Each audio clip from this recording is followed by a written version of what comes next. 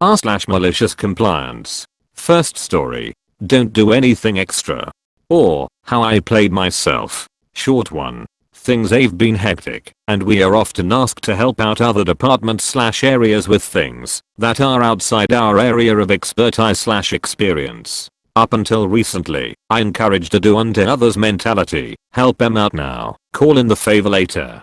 It's worked well up until now. At this point every department is understaffed, to the point where I only have 60% of the workforce I need. I still encouraged people to help out, if/when asked. Things reached breaking point, so in a recent department meeting, I told everyone, all our backs are against the wall. Don't agree when asked, or volunteer for any additional duties. The pressure has not let up, and everyone has been following the order not to take anything else on. Another department head came to me to beg me for help with taking around some VIP's own site. Can you please ask your team for help? We will need 4 people. I immediately said I will do it at the very least, lead by example, and I'll ask for volunteers. I put out the call. I need volunteers for an on-site visit from some VIPs tomorrow. It would mean staying later. Silence. I messaged again after 2 hours. No volunteers? End of the day comes. I haven't heard back from anyone regards to tomorrow night. Is anyone able to help out? I got a reply, and as far as any text message could sound smug, this one sounded smug. You told us not to volunteer anymore. Shit. Well played. Second story. I only intended to follow the law. First of all, a disclaimer. I'm on mobile and English is my second language. TL. Doctor at the bottom, if I don't forget it. Secondly, I wasn't sure if this belongs here or not. If not, I apologize. Thirdly, a little bit of an introduction, not necessary for the story, but might help you understand. I'm and always have been a very fluent reader. Reading comes naturally to me, and I read literally everything from short stories to novels, from children's books to biographies, and, this is important, manuals and instructions, including, when I have too much time on my hands, laws, rules, regulations, and legislations. I'm the guy who reads the fine print. I'm the guy who reads the disclaimer. Many a times this has come in handy. For example, when friends or family have some problem with their household equipment, computers etc., they call me. Then when I have solved their problem with, usually, a simple fix, they ask me how I did it, and it always surprises them when I tell them I just read the manual. When this happened, I was living in a small town and working in another town. Between those towns is about a 40-minute drive if you stick to the speed limit. Me, having driven this road back and forth every day for 3 years, I usually made the trip in 30 minutes. Once in 20 minutes, but that is not a story I'm willing to share just yet. It had been just a normal day at work, and I was on my way home, cruising slightly above the speed limit. Soon after I exit the town where I work, I notice a car behind me that is set to my cruise, overtaking the same cars as I do, following me but keeping a safe distance. I don't think much of it, it's not unusual. When I have just about 5 minutes left on my trip home, wouldn't you know it, I see blue lights flashing in my rear view mirror. That car following me for 25 minutes was an unmarked police vehicle. I pull over and watch the police car in my rear view mirrors. To my surprise, an officer steps out of the car from the back seat, walks over to me, and asks me if I'm willing to come over to their car and have a little talk. I approved and walked with him to the car and sit in the middle of the back seat, and the officer that came to me sat beside me. To explain the situation a bit, there were 4 officers in that car, 2 in front and 2 in the back, and I was now crammed in between the 2 in the back. It so happens that the other officer in the back is a good friend of mine, so I have some info on what happened after I left the police car. But let's not get ahead of ourselves. The officer at the wheel was, I later found out, the senior officer and the one taking point in all of this. The other 3 just lay back and listened in. He starts by asking me if I knew why they pulled me over. I decided to answer vaguely and said that I had some idea. He goes on to tell me that they have been following me from my town of work to the point of where they stopped me, and that not once did I drive at or below the speed limit. I asked how he measured the speed of my car. Not all unmarked police vehicles in my country have a speed radar, and this one didn't.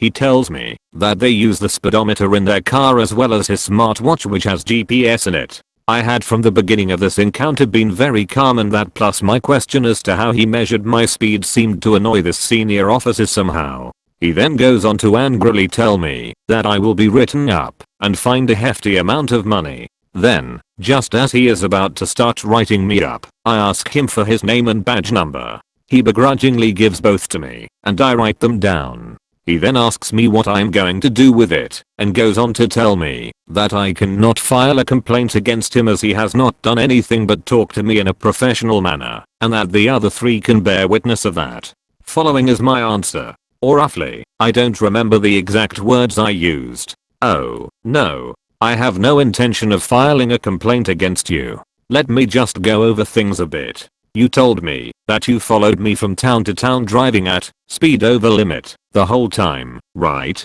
Speed measured on your car speedometer and your GPS watch, right? None of which is a legally certified device to measure the speed of other vehicles, let alone in the purpose of law enforcement. This whole time you drove over the speed limit, you did not have your blue flashing lights on. The laws in our country state that when a police vehicle does not have those lights turned on, the vehicle is considered just as any other vehicle on the road. Therefore, you have informed me, in front of witnesses, that you drove above the speed limit for an extended period of time. You just admitted to us that you broke the law. What I intend to do, if you write me up for this, is to go to your superior officer with this information. I will not object to you writing me up. You do your job the way you see fit. I do however find it questionable, to say the least, that you have not used any legally certified method to measure my speed. But as I said, you do what you believe your job is, and I will do the right thing as citizen of this country having information about laws being broken. The look on his face was priceless. His jaw lowered slowly as he looked at me dumbfounded while he processed what I just said to him. Then his face suddenly turned some shade of maroon, and he grumbled that I was free to go, which I happily obliged. I later found out from my friend that he spent the rest of the way to the station cursing me to hell and back, furious that this stupid little piece of S*** had actually read the traffic law. I never saw a ticket for this violation. TL. Doctor, cop pulls me over for speeding, having used questionable methods to measure my speed. I imply that he will go down with me because I actually read the traffic law. Third story. Never do that again. You got it, boss. As a teenager, I got hired at a local pizzeria as a delivery driver. My job description was literally pick up pizzas from the store and drive them to customers. As it normally goes at these smaller shops though, I started picking up more and more jobs, from prepping ingredients to washing dishes and making pizzas. By the time I was 6 months into the job, I was also handling scheduling, some payroll, and was the evening shift lead. All this extra work, of course, came with no extra compensation. One day, when making marinara sauce for our pastas, I added plain water to the pot as per instructions. The owner's wife, upon seeing this, became extremely angry and whacked me on the head with a spoon, then added meatball water to the marinara sauce that we were advertising as vegetarian. She then yelled at me, "Don't ever do that again. Why are you wasting water when there's water with more flavor in it right there?" Obviously, I wasn't going to stand for being hit, so I decided to take some petty revenge before I left. The next time the owner's wife told me to make sauce, I simply said, "You told me never to do that again, so I'm going to go finish the next 2 weeks of scheduling in the back." Where did I go? Out the back door, never to be seen in that place again. Without someone there that they could underpay to do the manager's work, the lazy ass manager had to figure out how to do it all himself. He never figured out how. Schedules didn't go out in time, people's checks got delayed, and half the staff quit. The pizza shop is now closed. Fourth story. Call out when I'm out of burgers, but don't be so snobby. Okay. So I just got off work, and I'm writing this, still snickering. I'm on mobile so formatting will be wonky. Also I'll be censoring myself in case anyone doesn't like language. I work as a grill person at that famous fast food place with the big LOM as its logo in the middle of one of the hottest areas in the US. I'm the one who slaves away in the heat to make sure you have a nice hot juicy burger lol. Well, we have a pull-out fridge for our quarter pounder burger patties. The tubs contain around 9 per container, stacked and separated by sanitizing paper stuff. We have around 2 to 3 containers on the top pull-out fridge, and on the bottom we keep 3 to 5. It takes a while to get the tubs full of the patties, so whenever you're almost out, aka down to 1 tub, you have to let a manager know as soon as you can. Remember that. Well, today was packed as heck. Everyone in kitchen was scrambling to get the food out and to keep our times down. It was a nightmare. So, while putting down the quarter-pounder patties, I thought I had a whole tub. Note, when a tub is empty, you're supposed to empty it of the liner and put the dirty tub in another big one so it can go to the kitchen to be cleaned. Well, after seeing the empty tub and realizing I only had 2 quarter-pounder patties left, I look around for a manager. The only one available was one we will just call manager. I'll let manager know about the patties, and with the most exasperated sigh, she gave me a look that was nasty and said, "Fine," before storming off to get some. A good work friend asked why I didn't ask earlier, and I explained I thought I had a whole tub left. Well, the butthead of manager comes back and slams only 1 tub down and gives me a nasty look before saying, "Call out better next time and don't talk to me. You're snobby."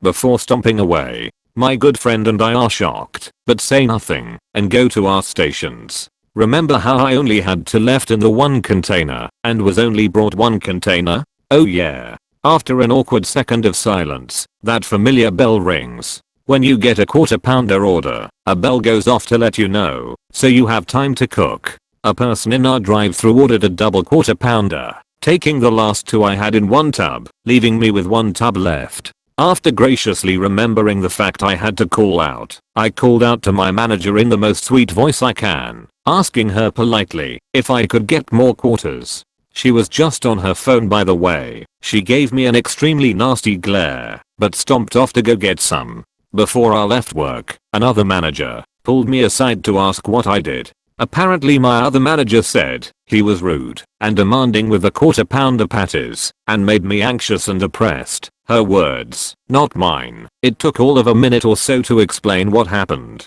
The manager let me off and told me I did the right thing. I'm unsure if I'm gonna get in trouble, but hey, I got a little taste of the compliance.